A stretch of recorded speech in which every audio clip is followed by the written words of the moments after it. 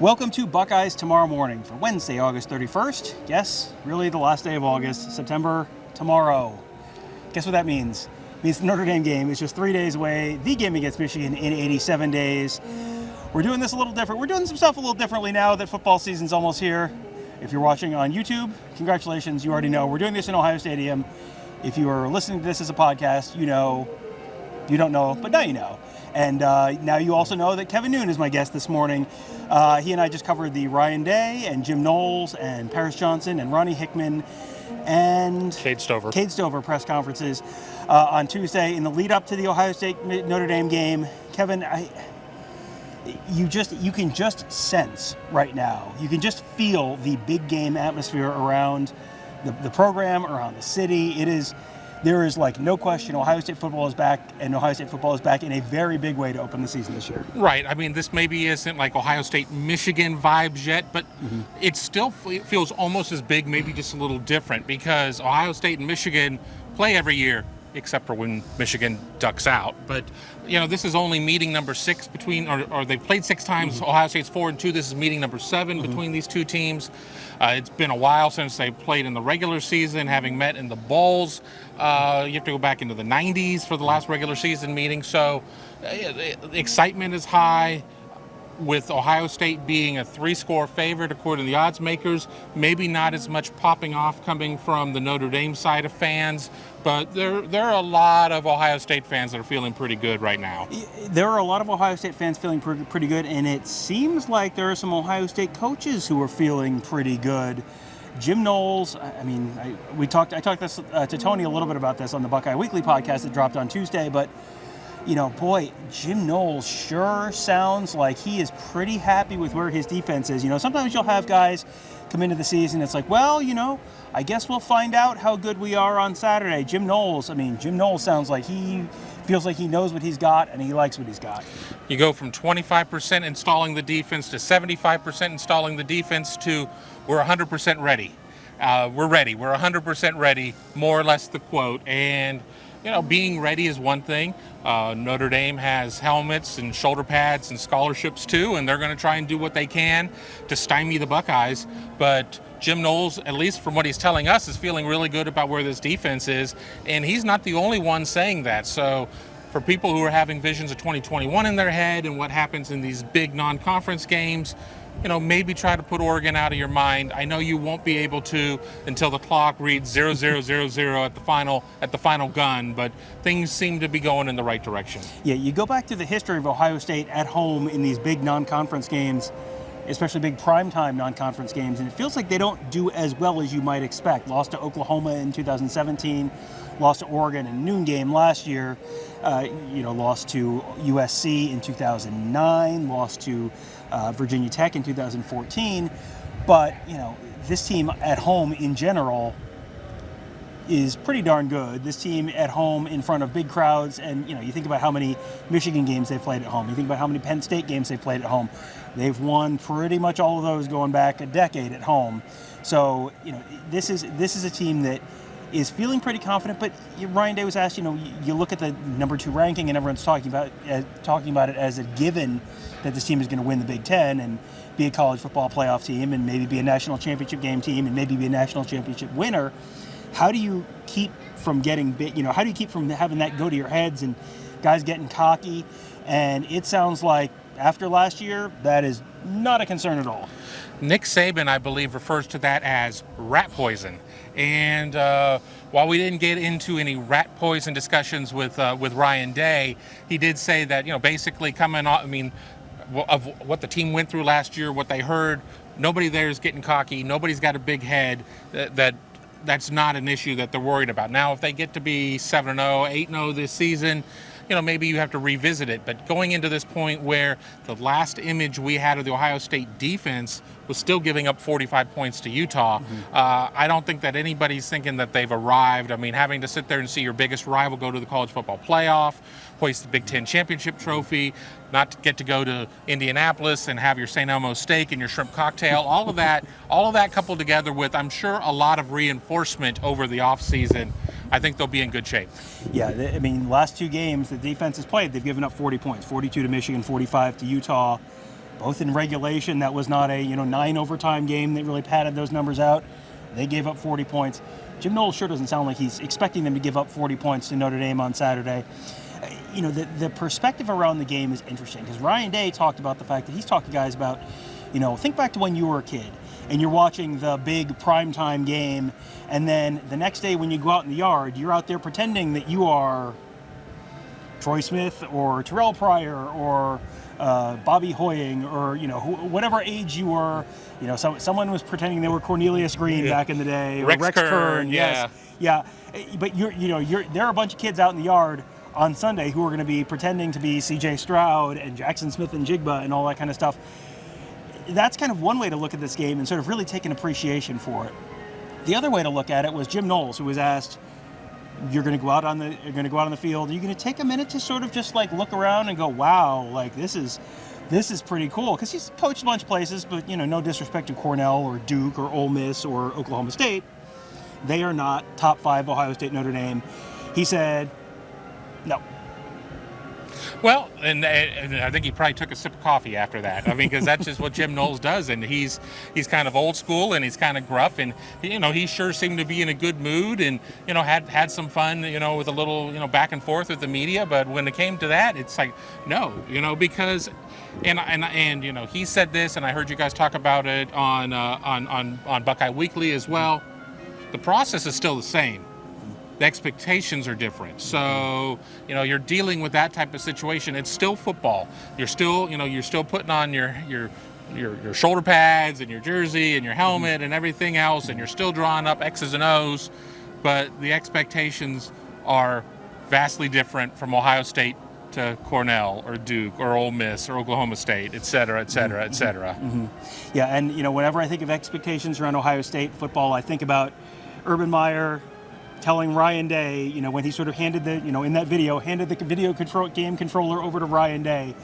He had a conversation with Ryan Day before about, all you've got to do is win all your games, buy a lot, graduate all your players, have no one get in trouble, win the Big Ten every year, win the national championship every year, no pressure, go get them, Tiger. The expectations at Ohio State, they have made it very clear this year. There are 3 expectations for a successful season. Beat Michigan, win the Big Ten, win the national championship. That's what constitutes success. It is going to be really interesting to me what is Jim Knowles, if you could give Jim Knowles truth serum right now, is Jim Knowles nervous? Because it's like Jim Knowles has not coached anywhere where those are the expectations. None of those teams have won a national championship since integration.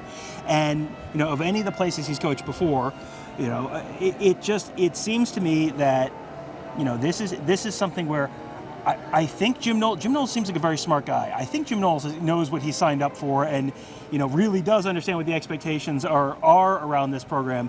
But man, it seems like there's a small chance that like the first time they score a touchdown, Notre Dame scores a touchdown on Saturday, and people get a little surly, is he going to look around and go, oh, come on, it was 1 touchdown? Well, I mean, it's a similar yet different situation to when Jeff Hafley came in after Greg Schiano, and Ohio State was coming off of, admittedly, not one of their best defensive efforts the previous year, and Jeff Hafley comes in and is pretty slick with the media and gives some great quotes and seems to have an air of confidence about him, another Northeast type guy, and Ohio State goes on, messes around, and has a really good defensive season that year.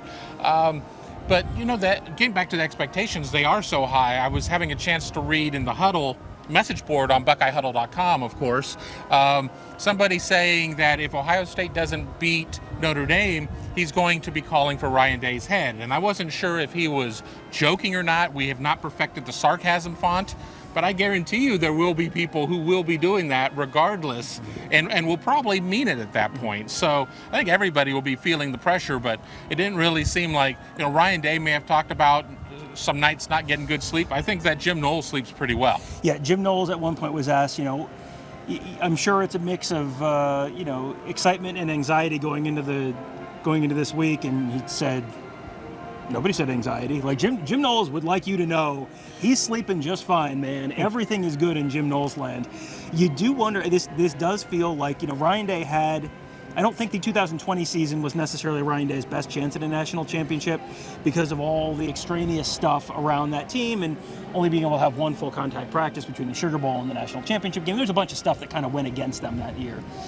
2019, they had a real legitimate chance at that national championship game, lost a real heartbreaker to Clemson, and an audience of Ohio State fans doesn't need that game relitigated for them. But this year feels like there's a gap. There's a gap. There's Alabama, Ohio State, and probably Georgia in that top three. And there's, I've seen a bunch of the advanced statistical systems that say there's a bigger gap between 3 and 4 than there is between like 4 and 16 in terms of like rankings and advanced stats and that kind of stuff. It feels like if Ryan Day is going to do it, this is the year to do that. And you can do it. You can win the national championship losing a game. We've seen that happen. I'll run through the list. 2014, 1970, 1961, I believe they lost a game. Yeah, they've lost it multiple times. They've lost a game. But boy, you don't want to use your free space on the bingo card week 1. No, especially when you got a Big Ten season to play, and there might be some debate whether or not this is one of the best years top to bottom for the Big Ten. I think that some of your top teams are pretty good. I think some of your bottom teams are on the bottom for a reason, as we're being serenaded by the band. Not sure if that's coming up on the mics right now, but you don't want to sit there and have that loss there, and you certainly don't want to have a bad loss, because that's going to be the thing that's going to sit around and hurt you, and especially because some of the SEC apologists are already out there talking about Ohio State's schedule ain't no good and so on and so forth. If you sit there and you lay an egg in this game, it's going to be hard to get past that. And week one is week one. You go back to Virginia Tech when they lost to them in 2014. That was week 2 after a tough game against Navy in Baltimore. It's always difficult that next game after you play Navy, a lot of cut blocks and everything else. But you want to come out and you want to set the tone, especially as the next 2 games probably aren't going to be as challenging, and then you open up the Big Ten schedule with Wisconsin. Yeah, there are going to be a couple tough games. 2 of the first 4 games are pretty challenging, and those are kind of the bread on the sandwich. And you've got an Arkansas State, and you've got a Toledo in the middle. It's a little bit of a fluffernutter with some little nice soft marshmallow between those 2 slices of bread. There are some other reasons for optimism around this team. We keep hearing about Lathan Ransom. Lathan Ransom, I think, is not necessarily projected to be one of the starting safeties, but every time someone talks about, guys who've had a great camp, guys who really stood out this fall, you just keep hearing Lathan Ransom's name. And when you hear the same name over and over and over again from guys, it's like, okay, write that one down, because it feels like you're going to be talking about that guy at some point during and after the game on Saturday. Absolutely, and let's remember that the last image we really had of Lathan Ransom from last season was being carted off after that Britton Covey touchdown return when 2 Buckeye players ran into each other, and he was in an air cast, and you really weren't sure what the timetable was going to be. Well, he's surpassed the timetable. He's had just a tremendous camp. He gets mentioned over and over and over again. We know what we know about who we expect to see at safety, but it really sounds hard to discount what Lathan Ransom may mean in terms of getting in there and maybe having a co-role with somebody. Yeah, and one more thing to touch on before we let you go, the importance of the run game. I think Ohio State fans are thinking, boy, wait till you see what C.J. Stroud and Jackson Smith-Njigba can do this year, and Marvin Harrison, and boy, they're going to throw the ball a lot. Paris Johnson talked about the fact that, everyone knows they can throw. Everyone knows they can throw the ball. This is not a surprise. They want to run it. They want to show people they can run the ball, because after hearing for 10 months or whatever it's been since the Michigan game, they've been hearing over and over and over again, boy, not only did you lose, you really got out-toughed, and you got your butts whipped in the line. That feels like something they've got a little something to prove on Saturday. I mean, let's not forget that Trevion Henderson ran for 1,200 and some yards. Mayan Williams in his spot role did pretty well, but in the biggest of games, the run game kind of disappeared. I mean, certainly against Oregon, certainly against Michigan. I mean, the yardage was decent against Utah, but that was also a game where defense really just kind of appeared to be optional. You've got to come out and do that. I think a real key to this game, and not to get ahead, because we'll have plenty more shows here on Buckeye Huddle, is it's about the run game on both sides. You've got to limit Notre Dame's, and I think you've got to prove that you can run. Ohio State's shown that it can score in 38 seconds. It can score in a minute 14. Can it sit there and get a prolonged drive? What is Ohio State's run game going to look like when it's no man's land, 3rd and 1 or 4th and 1. You need to sit there and hit it, because last couple years, even with some very solid backs, we've seen them struggle there. So that ability to do that, and that's something that offensive linemen take very seriously, because when it just comes on who can get lower, man-on-man type situation, you've got to be able to win those battles. And, you've got certain guys on this team that have been here only a couple years and haven't been able to win those battles. And, you go back to when Justin Frye was first hired and first introduced, he talked about, when it's 3rd and 2 and everyone in the stadium knows you want to run the ball, they got to be able to run the ball. Parrish Johnson kind of said the same thing. They've got to be able to, when everyone knows they're going to do it, they got to be able to do it. You go back to what is one of the differences between the 2018 and 2021 kind of seasons and the 2019-2020 seasons. And, the defense was a lot better in 2019 than any of the other ones, but they also could run the ball. They just, right. You had the Trey Sermon running season, you had the J.K. Dobbins running season, where 2018, it just, you had the Dobbins-Weber thing, and it just wasn't quite the same. In 2021, you had Trey Henderson, and he put up 1,200 yards, but they couldn't always run the ball when they needed to. You didn't have the 2,000-yard J.K. Dobbins kind of season. It feels like that's one of those things that's going to separate, the good. We talked about the expectations, the good Ohio State season to the hit all of those expectations Ohio State seasons. Yeah, we know Ohio State's going to be good. We know that they're going to be really good. But there is another gear. There are another couple gears to go from really good to great, or to go from great to legendary. And if you want to sit there and have your year put up there, up on the lip of CDEC, you have to be able to be great. You have to be able to be legendary. And Ohio State's going to have to be able to come out and execute in all facets of the game. And we know it's a long season. We know that there are going to be some times where not everything's going to work out, but they've got to get more consistency out of the run game. Yeah, and a lot of that is just sort of the little things and doing the little things, and it feels like they think they've kind of done the little things on offense to be able to do that, to be able to run the ball. They feel like they've done the little things on defense to be able to disguise coverages a little better and confuse quarterbacks and just play faster. That's another thing the guys talked about. But, that feels like that's true in, just about everything. You look behind us, you've got the new field, the little things. Instead of the faded pink field they had last year, you got a shiny new field. Those national championship years and the retired numbers up there, they were faded in pink last year. It's new and bright and red, and they've redone all this stuff. All the chairbacks are new. It's like, all right, it is a new season. Everything is ready. The stage is set for what seems like it should be a Ohio State season, where you're having, we're in December, we're still wondering if they might be able to get up on that wall behind us. So that is going to be a very fun year that starts with a very exciting game on Saturday. We're as of the time we're recording this, about 96 hours from being back in the stadium on Saturday to start previewing that game, and it is going to be a very long but very fun day. Kevin, Tony Gerdeman and I will be here all day on Saturday to cover that game. We'll have pregame coverage, postgame coverage on YouTube. You can make sure you're subscribed to our YouTube channel right now. That is good, and hit that bell so you get notified when we go live, because we're expecting to do quite a bit of pregame coverage, quite a bit of postgame coverage. Have some fun different surprises planned for you. I think it should be a really fun day. I think everyone around Columbus is really looking forward to this at this point. And if you are looking forward to it and you're thinking, wow, there's still another 3 days of work this week, that's not cool, how am I going to pass the time? May I suggest a quick visit to BuckeyeHuddle.com. Fantastic community, lots of experts, lots of insiders. Kevin and Tony and I covering the team. Mark Givler, we had Alex Gleitman on the morning show yesterday talking about the recruiting angle of what is going to be a very big recruiting weekend. So you got Mark and Alex on recruiting. Going to have Ross Fulton on tomorrow's morning show to talk about the X's and O's.